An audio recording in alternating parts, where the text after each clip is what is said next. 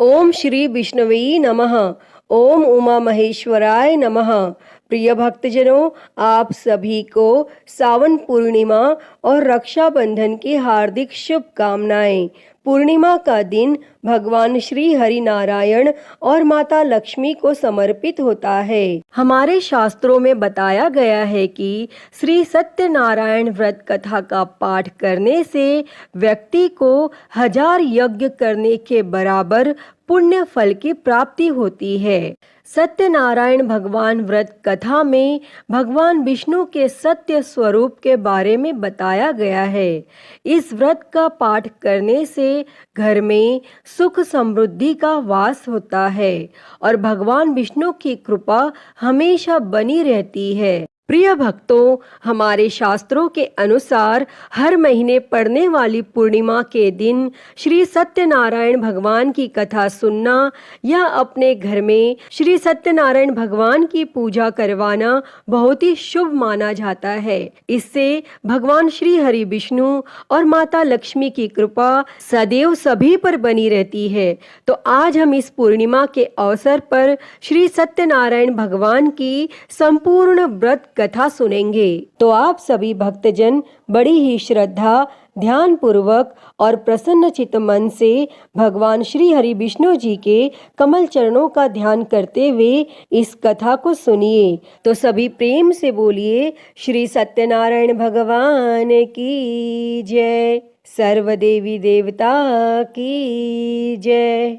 एक बार नैमिषारण्य में तपस्या करते हुए शौनकादिक ऋषियों ने सूत जी से पूछा कि जिसके करने से मनुष्य मनोवांछित फल प्राप्त कर सकता है, ऐसा व्रत या तप कौन सा है। तब सूत जी ने कहा कि एक बार श्री नारद जी ने भी श्री विष्णु भगवान से ऐसा ही प्रश्न किया था। तब श्री विष्णु भगवान ने उनके सामने जिस व्रत का वर्णन किया था वही मैं आपसे कहता हूँ। प्राचीन काल में काशीपुरी में एक अति निर्धन और दरिद्र ब्राह्मण रहता था। वह भूख प्यास से व्याकुल हो भटकता फिरता था।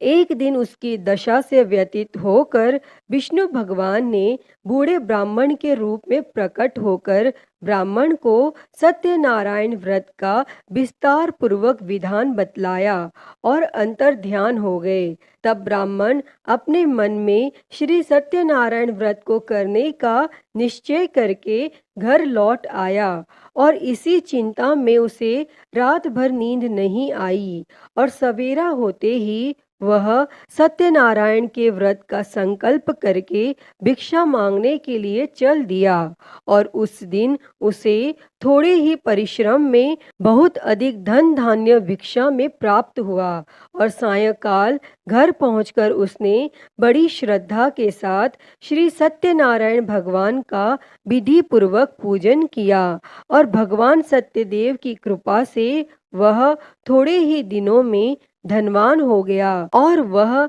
जब तक जीवित रहा तब तक महीने के महीने श्री सत्यनारायण का व्रत और पूजन करता रहा। और वह ब्राह्मण देह छोड़ने के बाद वह विष्णु लोक को गया। तब सूत जी पुनः बोले कि एक दिन वह ब्राह्मण अपने बंधु बांधवों के साथ बैठे ध्यान मग्न हो श्री सत्यदेव की कथा सुन रहे थे। तभी भूख प्यास से व्याकुल एक लकड़हारा वहां जा पहुंचा और वह भी भूख प्यास भूलकर कथा सुनने बैठ गया और कथा की समाप्ति पर उसने प्रसाद ग्रहण किया और जल पिया। फिर उसने ब्राह्मण से इस कथा के बारे में पूछा तो उसने बताया कि यह सत्यनारायण जी का व्रत है जो मनोवांछित फल देने वाला है। पहले मैं बहुत दरिद्र था और इस व्रत के प्रभाव से ही मुझे यह सब वैभव प्राप्त हुआ है। तब यह सुनकर लकड़हारा बहुत प्रसन्न हुआ और मन ही मन श्री सत्यनारायण के व्रत और पूजन का निश्चय करता हुआ लकड़ी बेचने के लिए बाजार की ओर चल पड़ा और उस दिन लकड़हारे को लकड़ियों का दुगना दाम मिला और उन्हीं पैसों से उसने केले, दूध, दही आदि पूजन की तमाम सामग्री खरीद ली और घर चला गया। और घर पहुंचकर उसने अपने कुटुंबियों और पड़ोसियों को बुलाकर विधि पूर्वक सत्यनारायण का पूजन किया। और सत्यनारायण की कृपा से वह थोड़े ही दिनों में संपन्न हो गया। तब सूत जी ने फिर कहा कि प्राचीन काल में उल्का मुख नाम का एक राजा था। वह और उसकी रानी दोनों बड़े धर्मनिष्ठ थे। एक समय राजा रानी भद्रशिला नदी के किनारे श्री सत्यनारायण की कथा सुन रहे थे कि एक बनिया भी वहां आ पहुंच गया। उसने रत्नों से भरी अपनी नौका को एक किनारे पर लगा दिया और स्वयं पूजा की जगह पर गया। और वहां का चमत्कार देख उसने राजा से इसके बारे में पूछा। तब राजा ने बताया कि हम विष्णु भगवान का पूजन कर रहे हैं और यह व्रत सभी मनोकामनाएं पूर्ण करने वाला है। तब राजा के ऐसे वचन सुन और प्रसाद पा बनिया अपने घर चला गया। और घर पहुंचकर उसने अपनी पत्नी से व्रत का सब वृत्तांत कहा और संकल्प किया कि मैं भी संतान होने पर यह व्रत करूंगा। और उसकी पत्नी का नाम लीलावती था। और सत्यदेव की कृपा से वह कुछ ही दिनों बाद गर्भवती हो गई। और 10 महीने पूरे होने पर उसने एक कन्या को जन्म दिया। कन्या का नाम कलावती रखा गया और वह चंद्रमा की कलाओं के समान नित्य प्रति बढ़ने लगी। एक दिन अवसर पाकर लीलावती ने अपने पति को सत्यदेव का व्रत करने की बात याद दिलाई। तो उसने कहा कि मैं यह व्रत कन्या के विवाह के समय करूंगा। और यह कहकर बनिया अपने कारोबार में लग गया। और जब उसकी कन्या विवाह के योग्य हो गई तो उसने दूतों द्वारा खोज कराकर कंचनपुर नगर के एक बनिए के सुंदर सुशील और गुणवान बालक के साथ विवाह कर दिया। फिर भी बनिए ने सत्यनारायण का व्रत नहीं किया और इससे श्री सत्यनारायण अप्रसन्न हो गए। और कुछ दिनों बाद बनिया अपने दामाद को साथ लेकर समुद्र के किनारे रत्नसारपुर में व्यापार करने लगा। एक दिन रत्नसारपुर के राजा चंद्रकेतु के खजाने से चोरों ने बहुत सा धन चुरा लिया। तब राजा के सिपाही चोरों का पीछा कर रहे थे। चोरों ने जब देखा कि सिपाहियों से बचना कठिन है तो उन्होंने राजकोष से चुराए हुए तमाम धन को एक जगह फेंक दिया और स्वयं भाग गए। और वहीं बनिए का डेरा था और सिपाही चोरों को ढूंढते हुए उसी जगह पहुंच गए और उन्होंने दोनों बनियों को चोर समझकर पकड़ लिया। तब राजा ने दोनों बनियों को जेल में डालने का आदेश दिया और उनका धन कोष में जमा करा दिया। और यहाँ श्री सत्यदेव के कोप से लीलावती और कलावती भी बड़े दुख से दिन काट रही थी। एक दिन कलावती भूख प्यास से बहुत व्याकुल होकर एक मंदिर में चली गई। वहां श्री सत्यनारायण की कथा हो रही थी और वहीं बैठकर उसने कथा सुनी और प्रसाद लेकर रात होने पर घर पहुंची। तब माता के देरी का कारण पूछने पर उसने सब बात कह दी। उसकी बात सुनकर लीलावती को अपने पति की भूली बात याद आ गई और उसने श्री सत्यदेव के व्रत का निश्चय किया। और उसने अपने बंधु बांधवों को बुलाकर श्रद्धा पूर्वक कथा सुनी और विनम्र भाव से प्रार्थना की कि मेरे पति ने संकल्प करके जो आपका व्रत नहीं किया उसी से आप अप्रसन्न हुए थे। अब कृपा करके उसका अपराध क्षमा करें।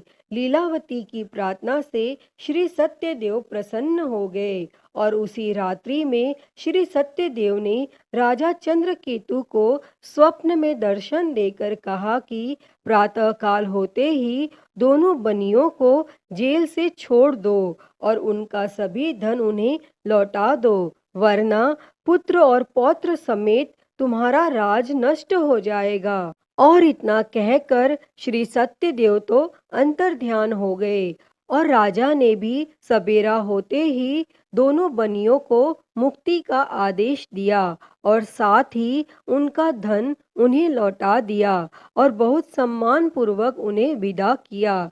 तब दोनों बनिए आनंदित हो अपनी नौका लेकर घर की ओर चल पड़े। तभी श्री सत्यनारायण भगवान सन्यासी के वेश में उनके समीप आए और बोले कि तुम्हारी नौका में क्या है। तब बनिए ने हंसते हुए उत्तर दिया कि नौका में लता पत्रों के सिवाय और कुछ भी नहीं है। यह सुनकर दंडी स्वामी ने कहा कि तुम्हारा वचन सत्य हो। तब स्वामी के चले जाने पर बनिए ने देखा कि नौका हल्की होकर ऊपर को उठ रही है। तब उसे बड़ा कौतूहल हुआ और जैसे ही देखा कि बेहोश होकर गिर पड़ा। किंतु दामाद ने कहा कि इस प्रकार घबराने से काम नहीं चलेगा, यह सब उन्हीं स्वामी की करामात है। चलकर उनसे प्रार्थना की जाए तो फिर वैसा ही हो जाएगा। तब दामाद की बात मानकर बनिया स्वामी के पास पहुंचकर उनके चरणों में गिर पड़ा और बार बार उनसे क्षमा मांगने लगा और उनकी विनीत प्रार्थना से भगवान ने प्रसन्न होकर उसे इच्छित वरदान दिया और स्वयं उसी जगह अंतर्ध्यान हो गए। तब बनियों ने नाव के पास जाकर देखा तो वह धन रत्नों से भरपूर थी। तब उन्होंने वहीं श्री सत्यदेव का पूजन किया और कथा सुनी। फिर वह घर की ओर चल दिए और अपने नगर के समीप पहुंचकर बनिए ने लीलावती के पास अपने आने का समाचार भेजा और लीलावती उस समय श्री सत्यनारायण की कथा सुन रही थी। तब उसने अपनी पुत्री कलावती से कहा कि तुम्हारे पति और पिता आ गए हैं, मैं उनके स्वागत के लिए चलती हूँ। तुम भी प्रसाद लेकर शीघ्र ही नदी तट पर पहुंच जाना। और कलावती प्रसन्नता के कारण इतनी विमुग्ध हो गई कि वह कथा का प्रसाद लेना भी भूल गई और तुरंत ही नदी के तट की ओर दौड़ पड़ी।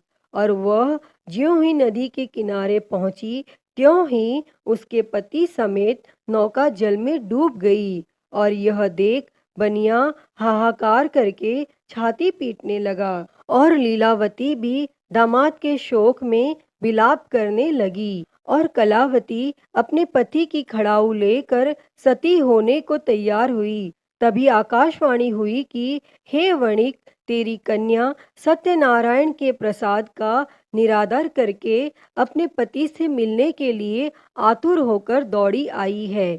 यदि वह प्रसाद लेकर फिर आए तो उसका पति जी उठेगा। और यह सुन कलावती घर की ओर दौड़ पड़ी और श्री सत्यनारायण का प्रसाद लेकर नदी के किनारे आई तो क्या देखती है कि उसके पति समेत नौका जल पर तैर रही है।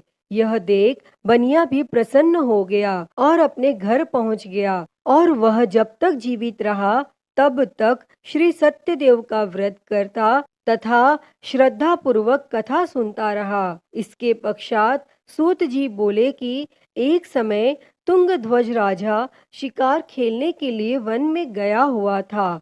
वहां उसने देखा कि एक बरगद के वृक्ष के नीचे बहुत से गोप ग्वाले इकट्ठे होकर श्री सत्यनारायण की कथा सुन रहे हैं। तब राजा ने न तो श्री सत्यनारायण को नमस्कार किया, न ही पूजन के पास गया।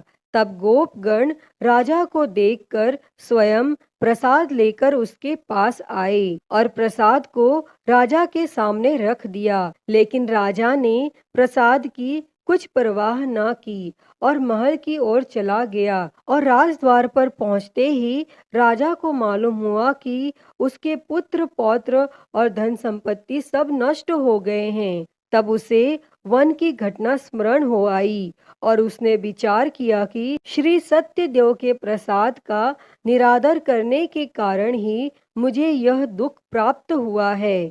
और यह सोचकर राजा पुनः वन में दौड़ा गया और सब गोप ग्वालों के साथ मिलकर श्रद्धा और भक्ति के साथ श्री सत्यदेव का पूजन करके प्रसाद ग्रहण किया। और इसके बाद वह घर लौट आया तो उसके मृत पुत्र पौत्रादि भी जी उठे और नष्ट हुई संपत्ति भी ज्यों की त्यों हो गई। तब से राजा जीवन भर समय समय पर श्री सत्यदेव का व्रत और पूजन करता रहा।